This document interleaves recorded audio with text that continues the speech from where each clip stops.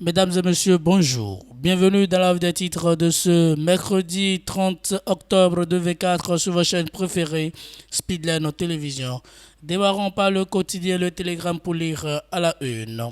Opération de vérification des faux numéros et du paiement de la taxe. La mairie de Cotonou annonce un contrôle des émigrants.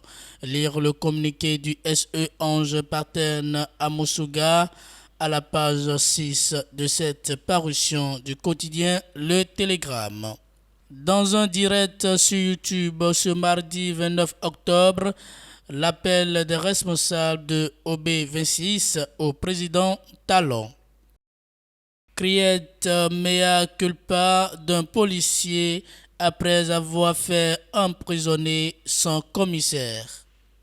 Tribunal de Cotonou, une dame jugée pour avoir reçu un transfert Momo d'un téléphone volé. Pour avoir reçu un transfert mobile money d'un téléphone volé au cours d'un cabriolage, une jeune dame a été arrêtée et placée sous mandat de dépôt. Son procès a lieu ce mardi 29 octobre 2024 au tribunal de première instance de Cotonou.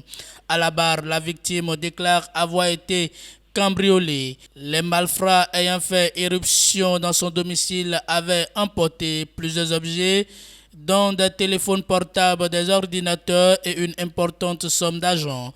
L'enquête ouverte selon ces déclarations n'a permis d'appréhender les auteurs du cambriolage.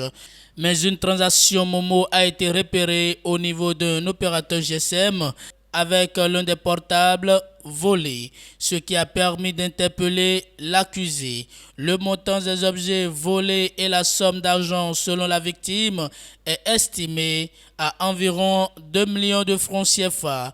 À son tour, l'accusé affirme avoir reçu le transfert en cause de son frère. Mais toute tentative pour entrer en contact avec lui est restée vaine. Après les débats, le dossier a été renvoyé au 26 novembre 2024. Décès de Émile Adjekossi, commandant de la brigade criminelle. Voici la thèse avancée comme cause du décès du commissaire. Et pour finir avec ce quotidien pour l'ouverture de la frontière Bénin-Niger, le gouvernement béninois prêt à poser de nouvelles actions. Au nombre des actions menées par le Bénin, Wilfried Ngbeji a fait observer que le gouvernement est en train de lâcher prise concernant le chargement et l'exportation du brut nigérien sur la plateforme de Sémé. En rétention au refus du Niger d'ouvrir ses frontières avec le Bénin, l'exécutif béninois avait suspendu son autorisation de charger le pétrole brut nigérien. Mais en mai 2024, la partie béninoise a levé provisoirement le blocus. Aujourd'hui, pas moins de 5 navires ont déjà procédé au transport de brut nigérien de la plateforme de Sémé vers le lieu de raffinerie. Pour le porte-parole du gouvernement, cela est l'une des preuves que le régime de la rupture joue sa partition pour la normalisation des relations entre les deux nations, gage d'une réouverture de la frontière par le Niger. Le gouvernement béninois est prêt à continuer à montrer sa bonne foi pour la normalisation de l'As Cotonou Niamey.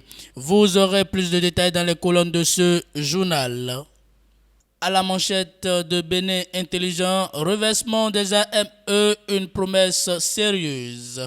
Le gouvernement tient à sa promesse de reverser tous les AME en agents contractuels de l'État.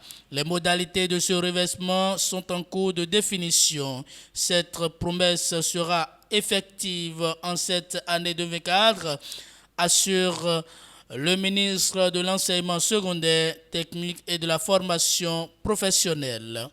Toujours à la une de Bénin Intelligent, collecte des déchets, fin de la gratuité dès janvier 2025.